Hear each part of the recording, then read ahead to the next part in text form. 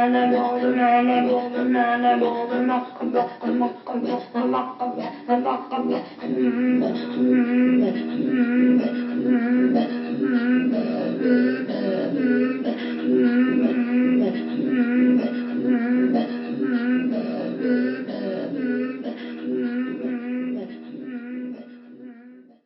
suis né à Montréal en 1957, dans un milieu ouvrier, mais qui est encore très proche du monde rural. Comment devient-on anthropologue? Je pense à Margaret Mead qui disait quand on est mal dans sa peau, on devient psychologue. Quand on est mal dans sa société, on devient sociologue. Et quand on est mal dans les deux, on devient anthropologue. Et je pense que ça correspond assez bien à mon parcours et à mes choix. Disons que je dirais que je suis un produit de la Révolution tranquille, c'est-à-dire qu'issu d'un milieu ouvrier, de première génération urbaine, en fait, parce que mes parents sont venus à Montréal à l'âge de 16 ans, indépendamment l'un de l'autre. Ils se sont retrouvés à Montréal, se sont mariés à Montréal, mais la famille était encore très proche du monde rural. Mon grand-père paternel était beurrier, donc commerçant de beurre.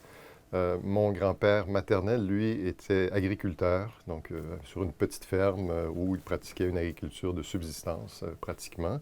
Et j'ai eu, pendant mon enfance, énormément de contacts avec ce milieu rural. J'ai travaillé sur les fermes de mes oncles. À l'époque, on allait faire les foins, comme on disait. Donc, c'était un milieu qui me passionnait et j'avais une affinité beaucoup plus grande avec le monde rural qu'avec le monde urbain pendant toute ma jeunesse. Alors, quand est venu le temps de trouver une orientation au niveau de l'école et tout ça, il n'était certainement pas question à la maison que je devienne moi-même un ouvrier, comme mon père. Hein, et ça, c'était très, très clair. Ma mère, comme mon père, insistaient pour que je poursuive mes études. Et donc, ils ont insisté pour que j'aille dans des collèges. Et donc, j'ai été inscrit finalement dans un collège privé de l'Est de Montréal, où j'étais un des rares fils d'ouvriers, je dirais, à fréquenter ce collège. J'avais quand même quelques copains de mon milieu, mais la majorité était issue, je dirais, de la petite bourgeoisie de l'Est de Montréal, donc des gens qui travaillaient dans le milieu de la santé, dans le milieu des affaires, notaires, avocats, etc. Et donc j'avais peu d'affinité avec mes collègues et j'étais parfois même en réaction par rapport à leurs attitudes, par rapport à la vie en général. Bon, pour trouver une vocation, on avait à l'époque des orienteurs, hein, des gens qui venaient nous faire passer des tests. Et donc, j'avais commencé à passer des tests en secondaire 2, secondaire 3. Et les indicateurs disaient trois choses. Passion pour la nature, hein, pour le plein air et l'aventure. Donc, qu'est-ce que je fais? Quel genre d'emploi je peux me trouver avec ça? Quel genre d'études je peux faire? Et donc, il n'était pas question que je devienne agriculteur. Ça m'avait passionné plus jeune, mais bon, ce n'était pas quelque chose qui me tentait. J'ai pensé à la géologie, très sérieusement, et à devenir ingénieur forestier.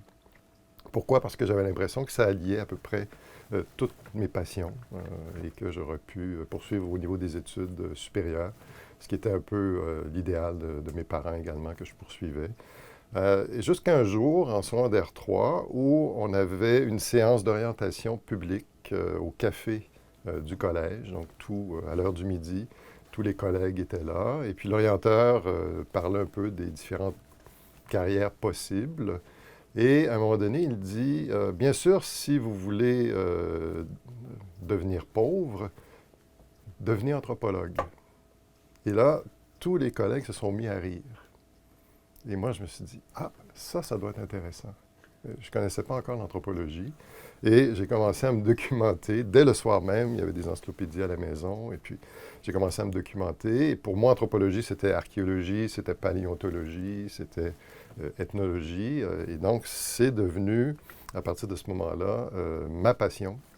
Et j'avais compris que c'était ça ma voie, que ça me permettait d'allier tous mes intérêts. Hein, mon intérêt pour la nature, pour le plein air, pour l'aventure, mais aussi des intérêts de connaissances plus larges qui impliquaient non seulement les humains, mais les animaux, le passé, le présent. Et donc, à partir de, je dirais, l'âge de 15-16 ans, je savais exactement ce que je voulais faire. Et ça a eu un effet formidable sur mes résultats scolaires qui n'étaient pas très bons. J'ai eu un creux, disons, en secondaire 3. J'étais en espèce de crise existentielle à l'époque. Je pensais même décrocher. Et mon idéal, ça aurait été d'aller vivre en forêt pendant 1 an, en vivant de trappes, de chasse et de pêche. Mes lectures favorites à l'époque, c'était le Manuel du trappeur québécois de Paul Provencher, que je lisais religieusement. Je ne sais pas si c'est un ouvrage que vous connaissez, mais c'est un des classiques, disons, de cette activité.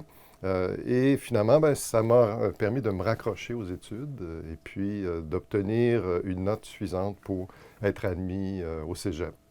Donc, j'ai fait mon cégep au collège de Rosemont et où j'ai eu des professeurs d'anthropologie qui m'ont beaucoup marqué, dont Lise Pilon-Lay, qui a été prof par la suite à l'Université Laval, et d'autres qui m'ont initié à l'anthropologie. Et donc, mon parcours s'est déroulé à partir de ce moment-là entièrement en anthropologie. Et par la suite, j'ai été admis à l'Université de Montréal au département d'anthropologie. J'avais 19 ans quand j'ai été admis en 1976. Et j'ai été exposé à l'Université de Montréal à une formation que je considère extrêmement riche, c'est-à-dire celle des 4 sous-disciplines de l'anthropologie. Le modèle à l'Université de Montréal, c'est le modèle boassien, qui avait été établi par les fondateurs du département, donc entre autres Guy Dubreuil, mais aussi Jean Benoît et le recteur à l'époque, Garrigue, en fait le doyen, il était doyen, Garrigue, qui était également anthropologue. Et donc, ils ont construit un département à 4 sous-disciplines qui fonctionne encore aujourd'hui et qui, je pense, se maintient de façon assez exemplaire parmi d'autres départements qui ont connu des crises existentielles, disons des conflits importants entre les sciences dites plutôt de la nature versus les sciences humaines et sociales. Notre département s'est quand même relativement bien maintenu. Et donc, c'est une formation qui implique des cours dans les 4 sous-disciplines, ethnologie, archéologie, ethnolinguistique et bioanthropologie. Donc, une formation extrêmement riche et avec, à l'époque, des cours obligatoires dans toutes les sous-disciplines, avec un programme de lecture, avec des labos extrêmement importants. Et donc, ça permettait aussi de maintenir mes intérêts à la fois pour le monde humain, mais aussi tout ce qui relève du monde de la nature. Donc, une espèce de formation à la fois humaniste et scientifique. Donc, ça a été très, très riche. Et je me suis toujours maintenu près de 2 sous-disciplines. L'archéologie, au départ, l'archéologie préhistorique, qui m'a interpellé, et l'ethnologie. Et en fait, pendant tout le parcours du bac, qui dure 3 ans, j'ai eu beaucoup de difficultés à faire des choix, à m'orienter en disant je veux absolument devenir ethnologue ou archéologue, etc. J'ai toujours maintenu une espèce d'ambivalence, ce qui m'a permis en fait d'acquérir une formation assez vaste dans les 2 domaines. L'archéologie, je peux dire que j'en ai mangé. J'ai vraiment lu énormément. Et j'ai eu la chance, dès ma première année de bac, d'être engagé sur un chantier de fouilles avec Daniel Chevrier, qui est un archéologue, un éminent archéologue, fondateur de la firme Archéotech, donc un des pionniers de l'archéologie, disons, hors université. Et donc, Daniel, qui était à l'époque étudiant au doctorat, qui avait un bureau ici, pas loin du mien, rempli de bouquins, un érudit déjà très, très impressionnant. Daniel, à l'époque, avait 25 ans, moi j'en avais 19, et puis finalement, il m'engage sur son équipe et on part sur la côte nord du Québec pendant 3 mois sur des chantiers de fouilles, des sites préhistoriques. Donc, c'était mon premier contact avec la fouille. Et je m'étais dit, bien, si j'aime l'archéologie, il faut que j'aime la fouille. Il faut aimer travailler sur le terrain. Donc, ça va être un test en même temps. Et en acceptant cette offre d'emploi, j'ai dû refuser de faire l'école de fouilles du département d'anthropologie de l'Université de Montréal, qui commençait sa première année. Une école de fouilles qui avait été fondée par Normand Clermont et qui a été pilotée ensuite par Claude Chapdelaine. Et donc, j'ai dû refuser d'aller à l'école de fouilles au mois d'août, parce que c'était au mois d'août, mais moi, j'avais besoin de gagner de l'argent, et donc l'offre de Daniel Chevrier était rémunérée. On était nourris, logés pendant toute la période, et puis quand on revenait, on avait un salaire, donc qui permettait de vivre pendant tout le trimestre sans trop de problèmes. Donc, j'ai passé ces mois de terrain et ça a été révélateur, en fait. J'ai compris que j'aimais la discipline, que je voulais éventuellement poursuivre en archéologie.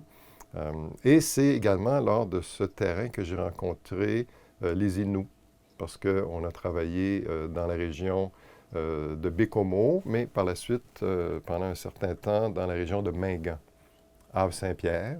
Et donc, on était tout près des établissements Inuits. Et donc, c'est là que j'ai rencontré les Inuits. J'ai commencé à les côtoyer et à être intrigué, en fait, par leur société, leur culture. Hein, et on fouillait, en fait, sur leur territoire.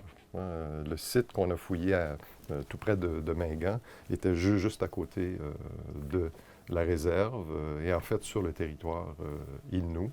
Donc, ça a permis des contacts et un intérêt qui s'est matérialisé par la suite lors de terrains que j'ai réalisés encore sur la Côte-Nord, mais avec des collègues Inuits qui étaient des fouilleurs également, donc des techniciens de fouilles. Et donc, ça m'a permis de connaître de mieux en mieux, finalement, cette société. Et je vais y revenir parce que c'est mon premier terrain véritable en ethnologie ou en ethno-archéologie va se faire avec les Inuits un peu plus tard. Mais tout ça pour dire que j'ai cheminé en archéologie. J'ai lu beaucoup en ethno-histoire aussi pendant mon bac.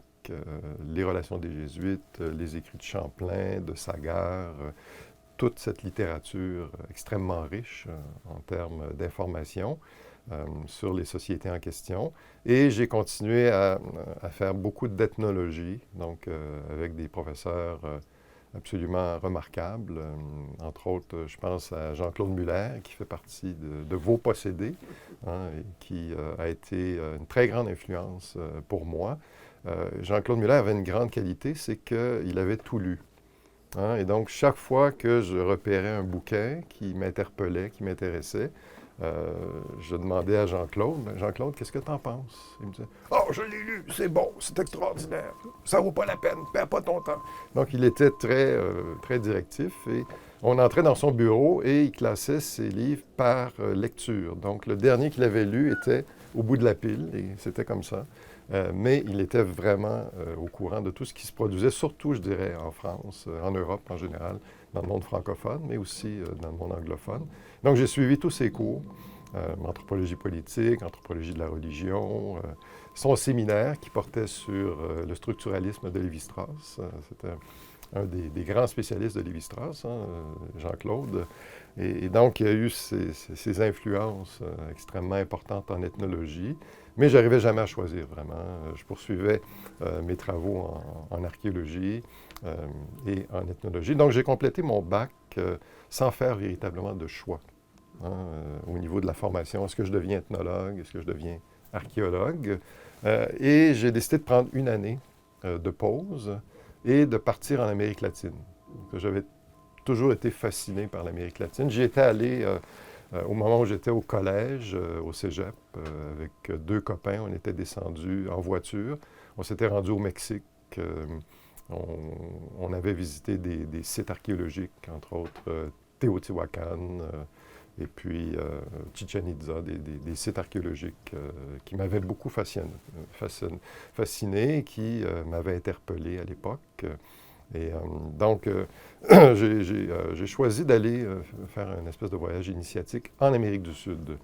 Et je m'étais dit, pendant ce périple, je vais essayer de trouver un terrain, éventuellement un terrain ethnologique en faisant des contacts. Donc, pendant tout le voyage, qui a duré 8 mois, j'ai parcouru le Venezuela, la Colombie, l'Équateur et le Pérou. Le Pérou vraiment de façon complète. L'Équateur assez bien. La Colombie un peu moins. Le Venezuela très peu parce qu'à l'époque, c'était un pays hors de prix. Et donc, j'avais un petit budget, donc il a fallu que je quitte rapidement le Venezuela. Bernard Arcan m'avait donné quelques adresses, quelques contacts au Venezuela que j'ai contactés, mais bon. Et puis partout où je suis allé, j'ai fait des contacts. J'ai rencontré des anthropologues, des archéologues. J'ai visité à peu près tous les petits musées que j'ai pu trouver sur ma route. Et donc, je m'étais construit une espèce de bagage. Et je lisais, j'achetais des bouquins au Pérou, un peu partout, archéologie, ethnologie. Et donc, ça m'avait permis d'avoir une espèce de bagage donc préparatoire à un éventuel terrain. Et ça m'avait permis aussi d'apprendre l'espagnol. Hein. Donc, je dominais l'espagnol, je le parlais très, très bien. Et après une année, je me suis dit, bon, qu'est-ce que je fais? Donc, j'ai décidé de revenir au département et de m'inscrire à la maîtrise en archéologie. Donc, je me suis dit, si jamais un jour je fais de l'ethnologie, j'aimerais conclure quand même mon parcours d'archéologie. Et donc, j'ai décidé de faire un mémoire en archéologie préhistorique. Et le projet est né d'un travail de session que j'avais fait en fin de bac. En fin de session, quand on est sous pression et qu'on lit pendant un week-end plusieurs ouvrages croisés. Donc, j'avais lu un texte des Relations des Jésuites. J'avais lu un texte de Charles Martinge, qui est un grand archéologue québécois, qui portait sur la découverte de céramique un peu partout dans différentes régions du Québec. Et j'avais lu un texte d'analyse de la céramique et tout ça m'avait dit, ah tiens, ça pourrait être intéressant de travailler sur les découvertes qu'on faisait à l'époque en archéologie québécoise, étant donné le développement de chantiers dans la région, entre autres, de la baie James. Hein, on était à l'époque du développement hydroélectrique, en fait, de la baie James. Plusieurs chantiers avaient rapporté la découverte de tessons de céramique dans des régions extrêmement nordiques, jusqu'à Poste-de-la-Baleine, par exemple, et dans différentes autres régions de la baie James. On trouvait de la céramique. Auparavant, on en avait trouvé dans différentes régions de la Haute-Mauricie, par exemple, dans la région du lac Témiscouata, dans des régions où, normalement, il n'y a pas de présence d'agriculture ou d'horticulture.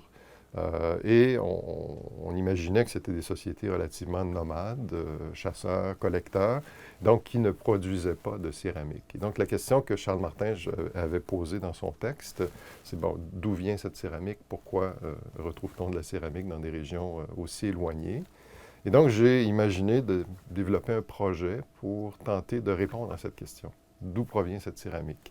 Est-ce qu'elle est produite par des sociétés iroquoiennes, par exemple de la vallée du Saint-Laurent, qui étaient sédentaires et des producteurs de céramique, ou est-ce qu'il y aurait une production locale, donc algonquienne, de sociétés du bouclier canadien, ou est-ce que ces poteries ont été transportées, ont été véhiculées à travers des réseaux d'échange. Donc, il y avait plusieurs hypothèses possibles. Et mon projet a pris une espèce de tournure technique, c'est-à-dire que j'ai découvert la possibilité d'analyser les tessons en question d'un point de vue chimique, avec ce qu'on appelle l'activation neutronique, qui est une méthode et qui utilise un petit réacteur nucléaire qui se trouve ici à la Polytechnique, à l'université, qu'on appelle un slowpoke. Et donc, j'ai découvert l'existence de cette ressource. Donc, j'ai fait des contacts. J'ai été, on appelait ça à l'époque génie nucléaire. Et donc, j'ai été rencontrer les chercheurs et je leur ai fait part un peu de mon projet.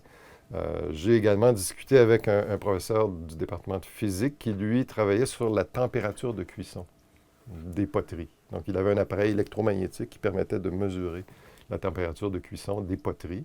Et donc, je me suis dit, ce que je peux faire, c'est construire deux échantillons. Un échantillon de poterie iroquoienne et un échantillon de poterie algonquienne et de comparer chimiquement les deux pour tenter de voir si, effectivement, il y a une production locale ou une production donc, qui a été exportée. Et ça me permettait également d'analyser l'argile de ces différentes régions et de comparer finalement les poteries entre elles. Donc, ça a été mon projet de mémoire de maîtrise, donc, qui a été extrêmement, disons, riche en termes de formation, je dirais, parce que il y avait une dimension archéologique, bien sûr, donc stylistique. Il fallait que j'analyse les poteries, que je vois si, effectivement, sur le plan des analyses classiques, on pouvait les comparer, les séparer, etc. Il y avait également une dimension, disons, chimique. Donc, toute cette analyse posait des défis en termes statistiques parce que la mesure permettait d'obtenir la concentration de 25 éléments chimiques dans chaque tesson. Et à partir de cette mesure, on pouvait comparer statistiquement les poteries donc, et créer finalement des groupes et tenter de voir s'il y avait effectivement un ordre qu'on pouvait déterminer. Et donc, j'avais prévu, après les analyses comme telles, j'avais prévu 1 mois de traitement statistique des données. Mais après 1 mois, je me suis rendu compte que j'obtenais absolument aucun résultat. C'était un flou absolu. Donc, finalement, mes analyses statistiques m'ont pris 3 mois. Et ce que j'ai réussi à comprendre, c'est qu'en fait, les argiles de la vallée du Saint-Laurent, disons entre Québec et le lac Ontario, sont extrêmement homogènes. Et donc, ça crée une espèce de flou, dans le sens où on ne peut pas distinguer facilement. En tout cas, à l'époque, on ne pouvait pas distinguer facilement, disons, les caractéristiques chimiques de cette poterie. Et donc, j'avais emprunté un concept qu'on appelait une zone de non-résolution, qui m'a permis de boucler mon mémoire, c'est-à-dire de montrer que finalement, il y avait un flou au niveau des données, étant donné l'état des techniques et des méthodes utilisées à l'époque. Et donc, jamais j'ai pu vraiment conclure que ces céramiques étaient distinctes. Et je me suis simplement contenté de dire, la solution viendra plus tard. Il y aura d'autres études avec des méthodes peut-être un peu plus sophistiquées, un peu plus raffinées qui permettront de conclure. Donc, c'est un gros mémoire que j'ai fait, je l'ai ici avec moi, qui m'a permis d'avoir une espèce de formation, je dirais, technique également. C'est-à-dire que ça m'a servi par la suite, dans mon parcours d'ethnologue, d'avoir travaillé sur, disons, des dimensions aussi techniques et d'avoir aussi une méthode hypothético-déductive, c'est-à-dire que j'avais émis un certain nombre d'hypothèses que je tentais de vérifier par des méthodes archéologiques multiples, des méthodes qui impliquaient le style de la poterie, qui impliquaient sa composition chimique, qui impliquaient différentes dimensions de la pâte, par exemple, de la poterie. Donc, ça a été extrêmement formateur. Et ça m'a convaincu d'une chose, c'est que, en fait, c'était l'ethnologie qui me passionnait beaucoup plus que l'archéologie. Je trouvais que les artefacts étaient peu bavards. Hein, et la preuve, c'est que j'avais réussi à les faire parler très partiellement et très difficilement. Donc, je me suis dit, peut-être vaudrait mieux discuter directement avec les gens concernés. Et donc, c'est ce qui m'a amené en ethnologie. Et c'est pendant mon parcours à la maîtrise, en fait, que j'ai fait le passage à l'ethnologie. Avant même que mon mémoire soit complété, j'étais inscrit à un séminaire de Lionel Vallée, qui est devenu mon directeur de thèse. Lionel Vallée qui nous a quittés en novembre dernier. Lionel, c'était un grand spécialiste de l'Amérique latine. Il travaillait depuis plusieurs années dans les Andes. Il a travaillé également en Amazonie, au Brésil en particulier. Et au moment où j'ai fait son séminaire qui portait sur les mouvements politico-religieux, il préparait un terrain en Amazonie péruvienne, en collaboration avec un collègue péruvien, Luis Uriarte, qui est un anthropologue indépendant au Pérou. Et pendant le séminaire, on discutait, je lui racontais que je rentrais d'un voyage de 8 mois en Amérique latine, que j'avais été au Pérou, je parlais espagnol et tout. Et un jour, il me dit, Robert, est-ce que ça t'intéresserait d'être mon auxiliaire de recherche l'été prochain au Pérou? Je devais aller au départ chez les Achaninka, mais il a finalement opté pour les Achuar du Pérou, avec Luis Uriarte, qui avait réorienté en fait son terrain chez les Achuar du Pérou. Et moi, j'ai hésité parce que j'étais pleinement engagé dans mon projet de maîtrise en archéologie et je voulais m'assurer de le terminer, de le compléter. Donc, j'ai demandé à Lionel un délai de réflexion et je suis allé le voir par la suite et je lui ai dit, écoute, ça m'intéresse. J'ai envie de partir avec toi sur le terrain, mais je veux compléter mon mémoire de maîtrise absolument. Il m'a dit, pas de problème, tu complètes ton mémoire, mais ensuite tu t'inscris au doctorat et tu vas faire ton doctorat avec moi sur la question qui m'intéresse. Le projet portait sur l'introduction de la biomédecine chez les Achuar et les impacts de cette introduction de la biomédecine chez les Achuar. Et donc, c'est comme ça que j'ai finalement abouti au Pérou. Donc, ça, c'est en 1981. Et j'ai commencé un terrain chez les Achuar du Pérou. Mais avant ça, je vais vous raconter le séjour que j'ai fait chez les Inuits, qui est un espèce de terrain intermédiaire entre l'archéologie et l'ethnologie, et qui m'a vraiment introduit, je dirais, à une perspective ethnologique pleine et entière. Donc ça, c'était en 1980.